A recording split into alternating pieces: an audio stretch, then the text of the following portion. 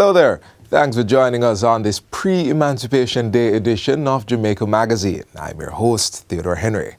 It was Marcus Garvey who said, "A people without the knowledge of their past history, origin, and culture is like a tree without roots." Let us remember the freedom fighters who have paved the way for us and the sacrifices they have made. We have some educational features lined up for you in this half hour, so please stay with us. We'll be right back.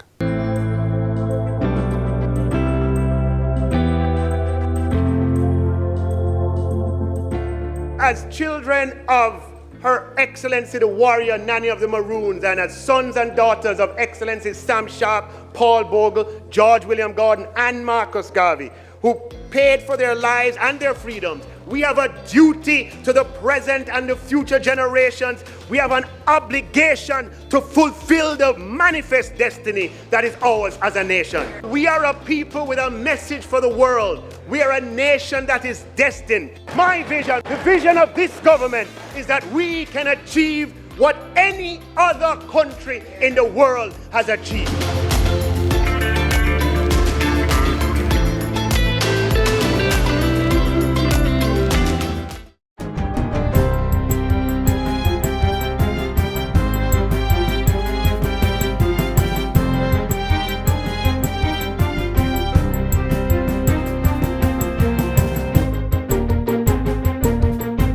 Good day, I'm Lisa Rowe, and this is your JIS News for Wednesday, July 31, 2024.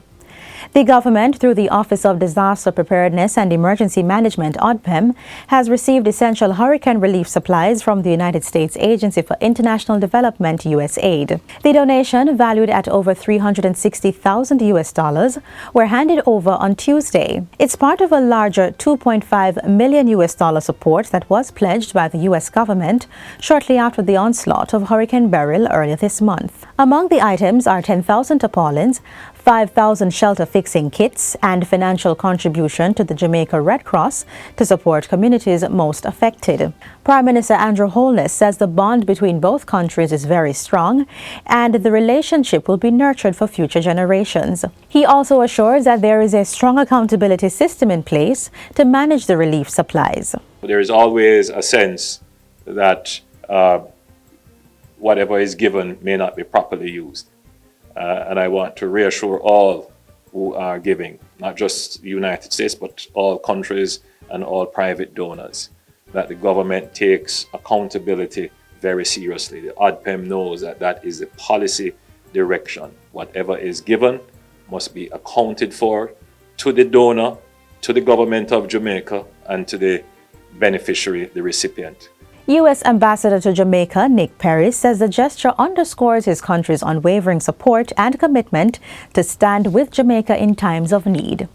The supplies being handed over today will play an important role in meeting the immediate needs of as many of those affected as we can by providing much-needed assistance and aid. The United States government stands in solidarity with Jamaica, not just in times of disaster, but as enduring friends and partners in resilience and recovery. 300 residents of the Clifton community in Bernard Lodge, St. Catherine, are now the proud owners of certificates of title to property in the area. Prime Minister Andrew Holness handed over the documents during a ceremony held on Tuesday at the Clifton Community Center. The titles were provided under the Community Regularization and Development Program being implemented by SCJ Holdings. The process aims to formalize occupation of informal communities around the various sugar estates across the island. In congratulating the new property owners, Prime Minister Andrew Holness says the government is committed to empowering Jamaicans through orderly, formal, and fair land ownership. The government of Jamaica must create a system whereby every Jamaican has an equal and orderly opportunity to own a piece of Jamaica and create an endowment for future generations. The title is more than just your certificate of ownership. The title says that I have the ability to use this property to acquire and advance myself economically. Mr. Holness assured the residents that a process had begun to provide improved infrastructure for the area. In my last budget presentation, I announced that we will be allocating $15 billion to deal with the regularization of certain inner city communities that have been informally settled. We wouldn't be able to spend $15 billion in 1 year, so it's a 5-year program. And Clifton will be one of those communities that will benefit from that allocation. The Falmouth Hospital in Trelawney now has 4 equipped and functioning theatres to deliver high-quality healthcare services to the public. This follows the reopening of one of the operating theatres on Friday after extensive renovation done at a cost of $45 million. It is one of 2 facilities at the hospital that have undergone infrastructure upgrades, totaling approximately $100 million. 4 were already here, but 2 were non-operational. And I'm happy to say that I just toured the 2 ones that were the original ones, which have been refurbished. Work is still taking place, but they are usable, and it represents an added capacity to the institution, which I'm very proud of and happy for, and thank the team for. The health minister says investment in the hospital over the past 5 years has moved the bed capacity to 170. A major overhaul of the hospital's walkway system was recently completed at a cost of $49 million. Dr. Tufton has directed the hospital's administration to address other areas. These include the maintenance of green spaces and repair of damaged windows in the accident and emergency department. He says the entrance should also be upgraded to make it more welcoming and inviting. Still on health, the Mapen Hospital in Clarendon successfully performed its first laparoscopic colon cancer surgery recently. The procedure, which is also known as colectomy, signaled a new wave of cutting-edge surgeries at the hospital. Consultant General Surgeon at the hospital, Dr. Orain Thomas, explains that laparoscopic technology has also been used for surgeries in hernias and appendectomies. He says other hospitals in the Southeastern Regional Health Authority, SERA, are equipped with new technologies, including robotic surgery. The laparoscopic procedure offers a number of advantages when compared to regular or conventional surgery for colon cancer. These include less pain after surgery, a smaller incision, better cosmetic outcomes, and patients are back to their regular activity in a shorter time. Members of the Senate on Friday gave the nod of approval to an amendment to the Representation of the People Act 2024. This addresses the period within which a by-election is to be held to fill a vacancy within an electoral division of a municipal corporation. The provision allows for a deferral of up to 90 days under clear and specific listed circumstances. The date is to be determined by the minister responsible for electoral matters.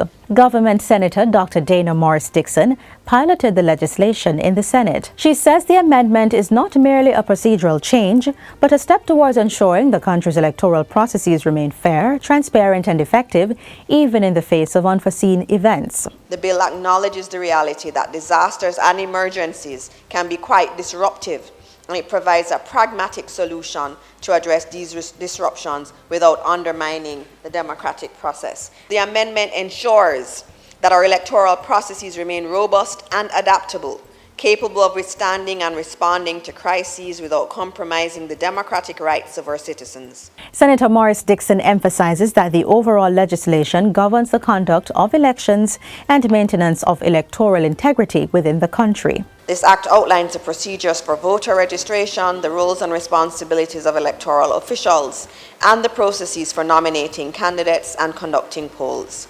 ROPA ensures that elections are free, fair, and transparent, providing mechanisms for addressing electoral disputes and safeguarding the democratic rights of citizens. All government senators present voted in favor of the amendment.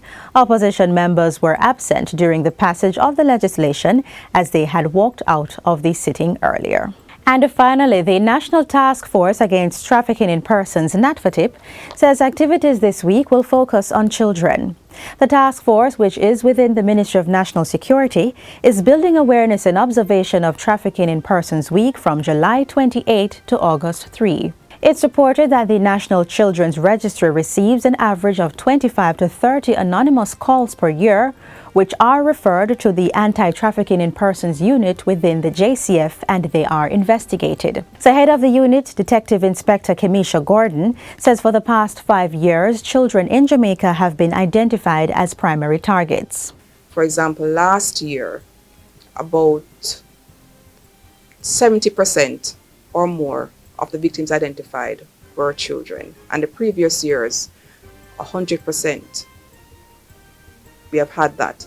Mind you, the figures of the victims that we identify have not been too significant, but as Ms. Budai says, even one victim is cause for concern.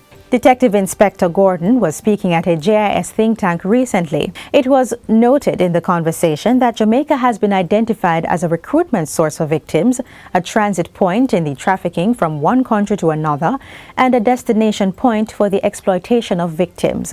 What we have seen, in particular last year, about 10 Jamaicans, females, were identified as victims in other countries within the region.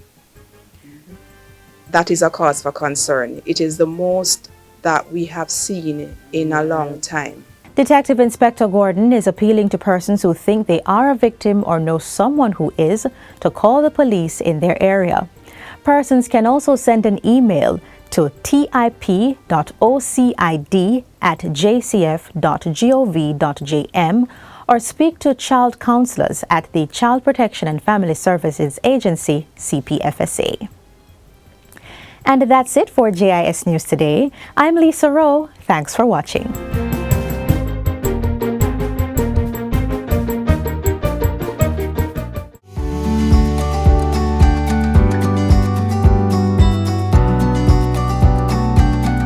Attitude is something which productivity will require, and a good attitude. So these are conversations which are difficult. Because how do you instill a good attitude? It starts by the kinds of activities that you engage your children in at an early age. What are we teaching our children even in our own homes? How do they see us reacting to challenges? How do they hear us addressing issues? That's what's going to shape their attitude and their mindset.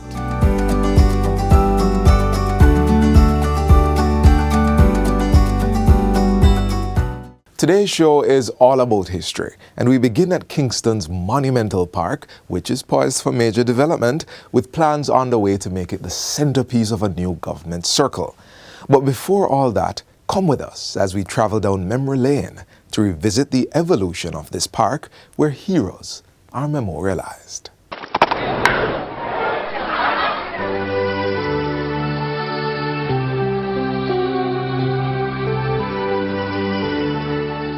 For a century and more, you could lay bets on the finest equine legs around Kingston town. Today, it stands in honor of those who played a heroic role in the development of free, independent Jamaica.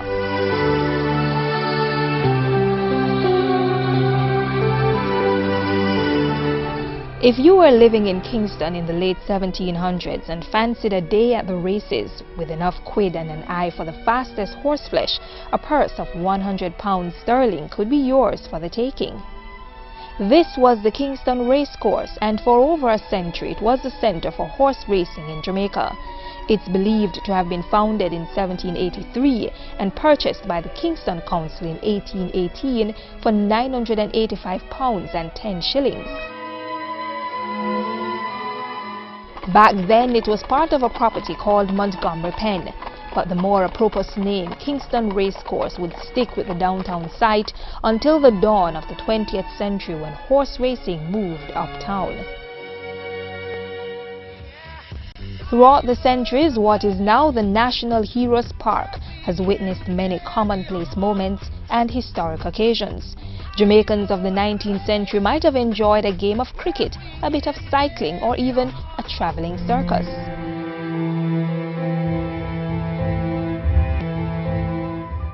On August 2, 1838, newly freed men and women gathered for grand festivities to mark full freedom. Half a century later, their children came out to celebrate Queen Victoria's Golden and Diamond Jubilees. And in 1891, in a building called Quebec Lodge, the Jamaica National Exhibition was staged at this site on the spot of land now occupied by the Woolmer School.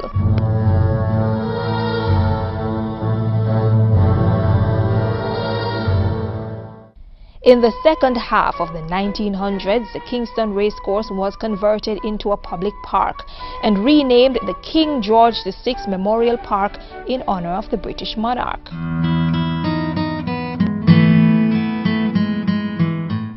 A decade after Jamaica gained its independence from Britain, 74 acres of land on the former site of the Kingston Racecourse was redesigned and officially renamed the National Heroes Park. The 7 individuals awarded the Order of National Hero now hold permanent pride of place at the park. It's the final resting place for 3 of them: Marcus Garvey, Sir Alexander Bustamante and Norman Washington Manley. The others, George William Gordon, Nanny of the Maroons, Paul Bogle and Sam Sharpe, are immortalized in works of art. All have monuments erected in their honor. The National Heroes Park is no gloomy graveyard, but it is the burial site for such Jamaican luminaries as past Prime Ministers Michael Manley and Sir Donald Sangster. The remains of other national figures in the arts, politics and social welfare are also interred in the park. The site also holds a mass grave for 144 elderly men and women killed in a fire at the Myers Ward of the Eventide Home for the Aged in 1980. And in 1953, the Jamaica War Memorial or Cenotaph was relocated from Church Street in downtown Kingston to the National Heroes Park. The 1.5-ton cenotaph stands in tribute to those soldiers who died during World Wars I and II.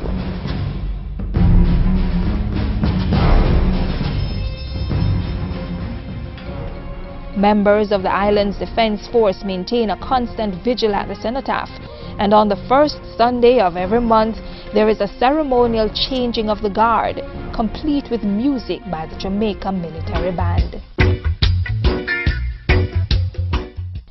For the 2012 Labor Day celebrations in the year of Jamaica's Golden Jubilee, the National Heroes Park was chosen as the national project.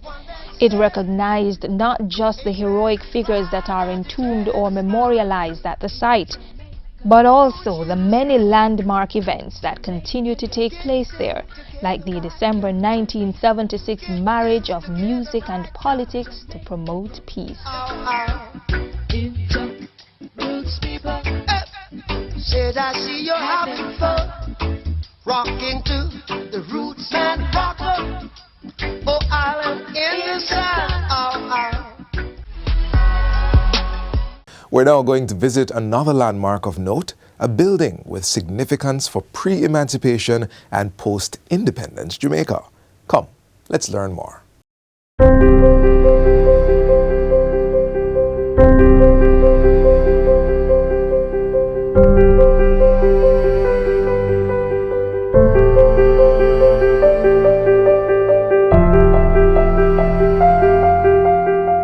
The Jamaica National Heritage Trust is more than just a building that houses artifacts. It's a symbol of our post- and pre-independence period.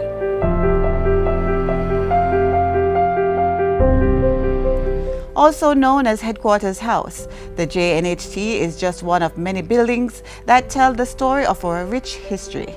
It got the name because it was once the military headquarters of the War Office in 1814. The building was constructed in 1755 and was home of Thomas Hibbert. On November 12 that same year, the Legislative Assembly met there while Hibbert was acting as Speaker. It later became the seat of government and the office of the Colonial Secretariat from 1872 to 1960.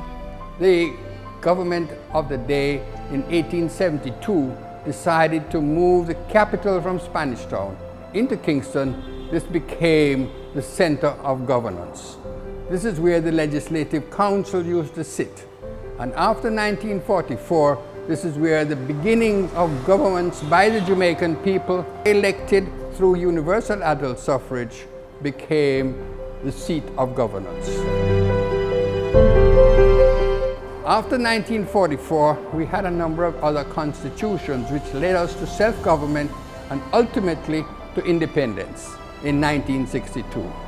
So it was in this room that Bustamante and Manley and other great luminaries of the legislative period of governance from 1944 used to persuade their party members to vote in their favor.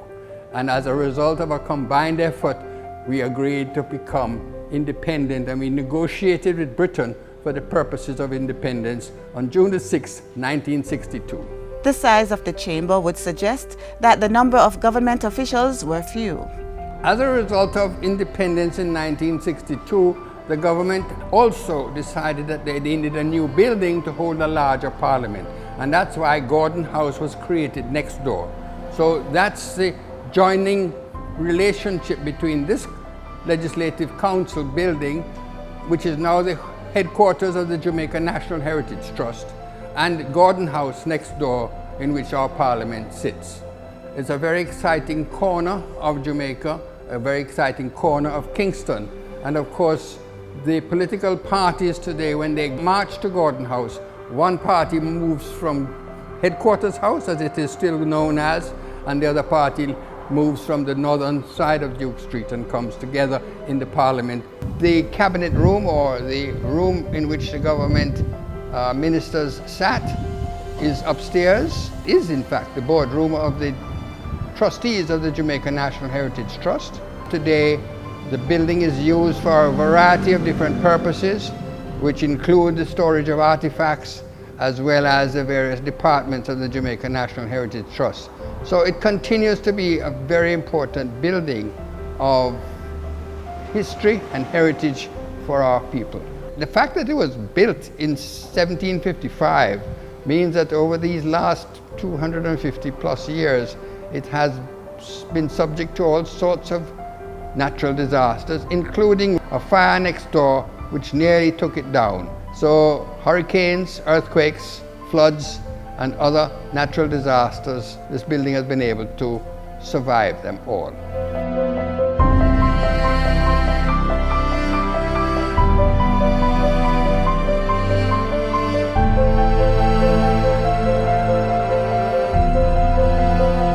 Did you know that it was from this building on October 12, 1865, that Governor Edward John Eyre planned his attack against the St. Thomas freedom fighters?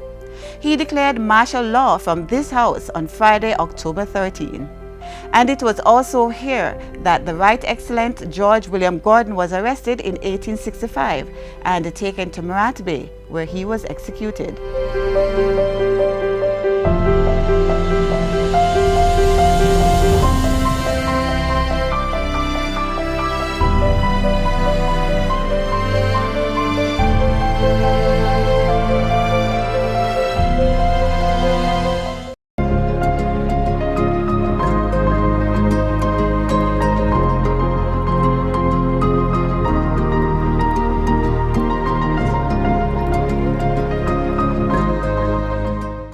Before we end this pre-emancipation show, let's give thought to our heroes. There are 7 officially, and countless known and unknown. But today let's talk about the man who was the main instigator of the 1831 slave rebellion in Jamaica, which is credited as being instrumental in bringing about the abolition of slavery. I'm of course talking about none other than Daddy Sharpe.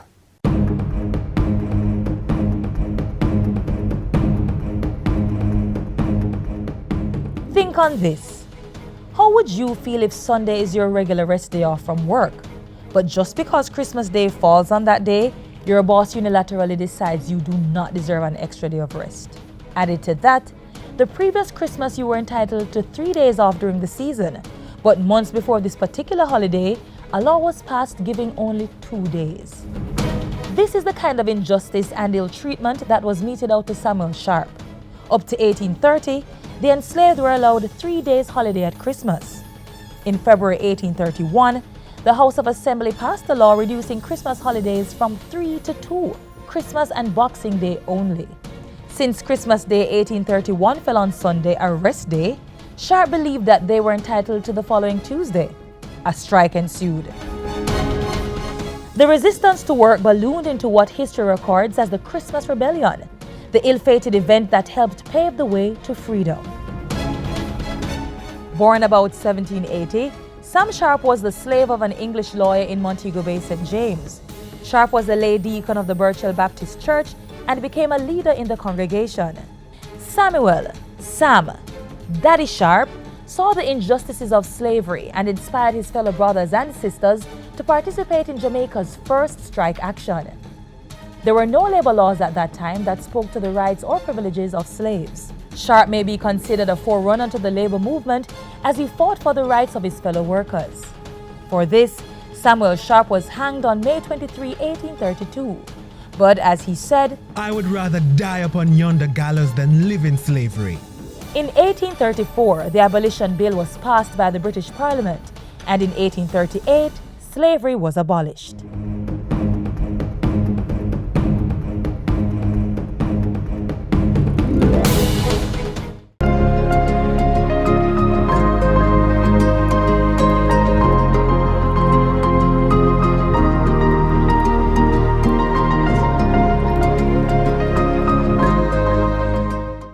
Our other hero of note for today was also a freedom fighter, a warrior woman of mythical renown, Jamaica's lone heroine, Nanny of the Maroons. Granny Nanny, oh, yeah, yeah.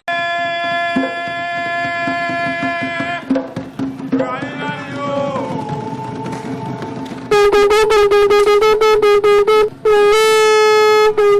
Mante, my name is Marcia Douglas. Currently the acting colonel of the Charleston Maroon community, the chief. Welcome to our museum.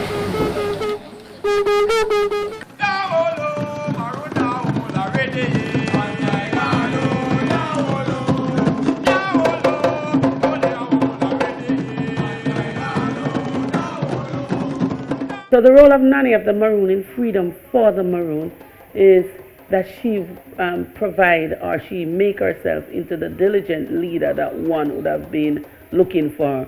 One with spirituality, one with the zeal of moving on, and one with the zeal to protect. And so what she did was to ensure that her people had been served the right way, in which she ensures that they were no longer in slavery. So what she did was to undermine the British on the plantation with the help of her two sisters, Mishibo Kwashi and Shanty Rose. And so doing that, they took their people to the mountains where they had an advantage over the British. The British had to import dogs or bloodhounds from Cuba to hunt them down. Now later on, when the treaty was signed and Jamaica gained independence, it was really a hard tussle for people to recognize Nanny for who she was. Thanks to recent Colonel Harris of Moortown, who had made that one of his deepest dream and one of his aim, one of the most sustainable things that he was going to work on, so that Nanny could have been today the national heroine of Jamaica.